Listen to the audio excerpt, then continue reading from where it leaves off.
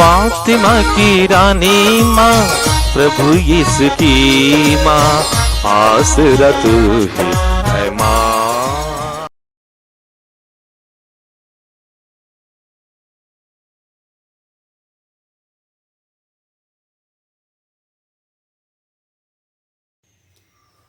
पहला पाठ प्रज्ञा ग्रंथ अध्याय 12 पद संख्याएं 13, 16 से 19 तक। तुझे छोड़कर और कोई ईश्वर नहीं, तू ही समस्त सृष्टि की रक्षा करता है। यह आवश्यक नहीं कि तू किसी को इसका प्रमाण दे कि तेरे निर्णय सही है। तेरा न्याय तेरे सामर्थ्य पर आधारित है। तू सबका स्वामी है और इसलिए सब पर दया करता है। तू तभी अपना सामर्थ्य प्रकट करता है जब तेरी सर्वशक्ति माता पर संदेह किया जाता है। तू उसी को दंड देता है जो तेरी प्रभुता जानकर तुझे चुनौती देता है। तू शक्तिशाली होते हुए भी उदारता पूर्वक न्याय करता और बड़ी कृपालुता से हम पर शासन करता है, क्योंकि तू इच्छा अनुसार अपना सामर्थ्य दिखा सकता है। इस प्रकार तूने अपनी प्रजा को यह शिक्षा दी है कि धर्मी को अपने भाइयों के प्रति सहृदय होना चाहिए, और तूने अपने पुत्रों को यह भरोसा दिलाया कि पाप के बाद तू उन्हें पश्चाताप का अवसर देगा। प्रभु की वाणी।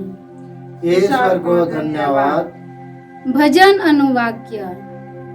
हे प्रभु, तू भला और दयालु है। हे प्रभु, तू भला और दयालु है। हे प्रभु, तू भला और दयालु है और अपने पुकारने वालों के लिए प्रेममय।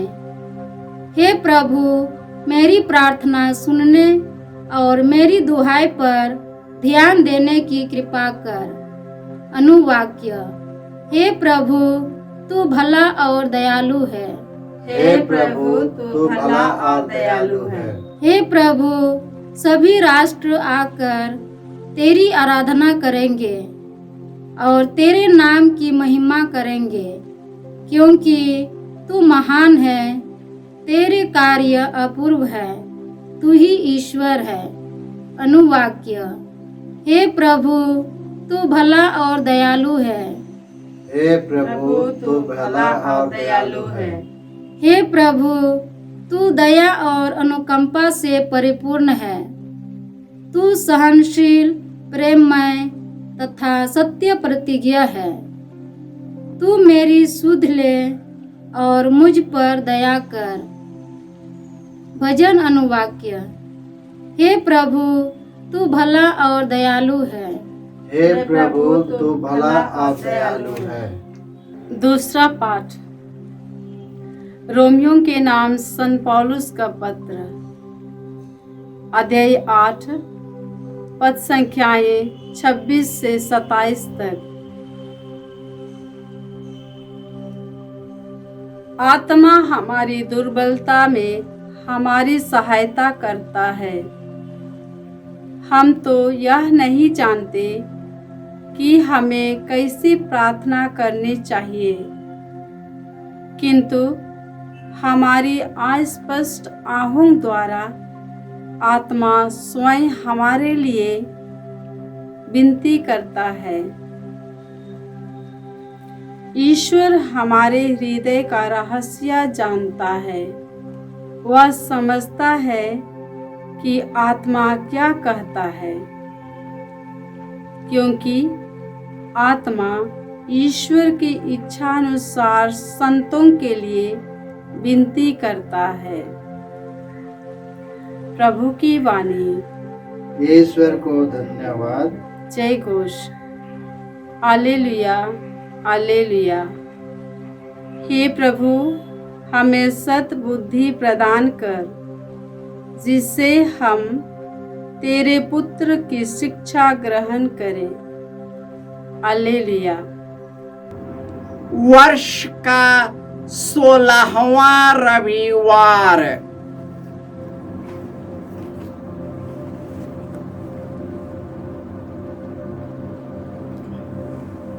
प्रभु आप लोगों के साथ हो और आपकी संत मत्ती के अनुसार प्रभु यीशु ख्रिस्त का पवित्र सुसमाचार।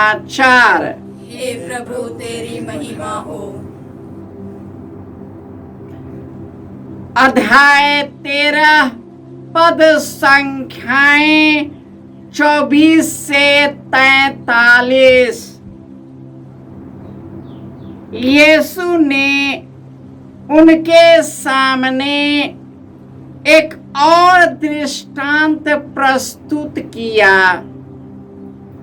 स्वर्ग का राज्य उस मनुष्य के सदृश है जिसने अपने खेत में अच्छा बीज बोया था,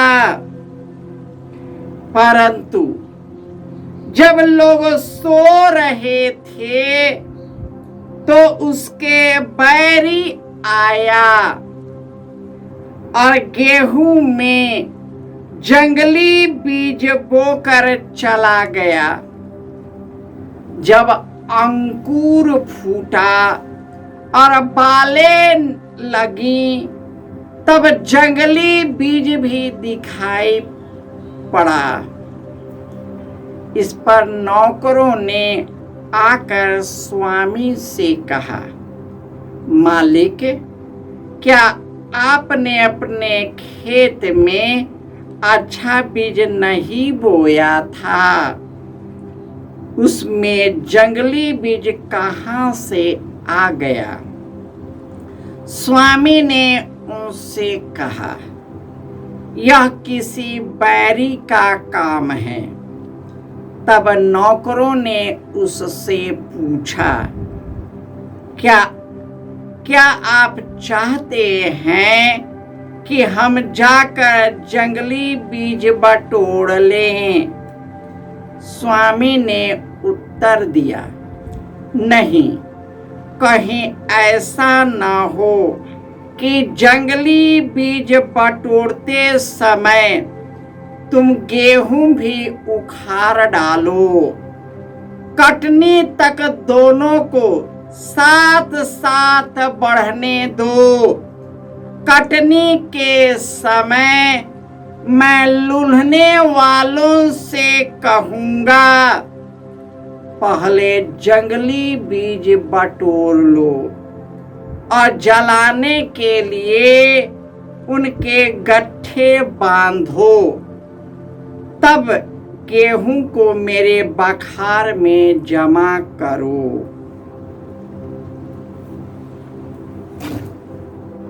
यह प्रभु का सुसमाचार है। हे क्रिस्त तेरी स्तुति हो।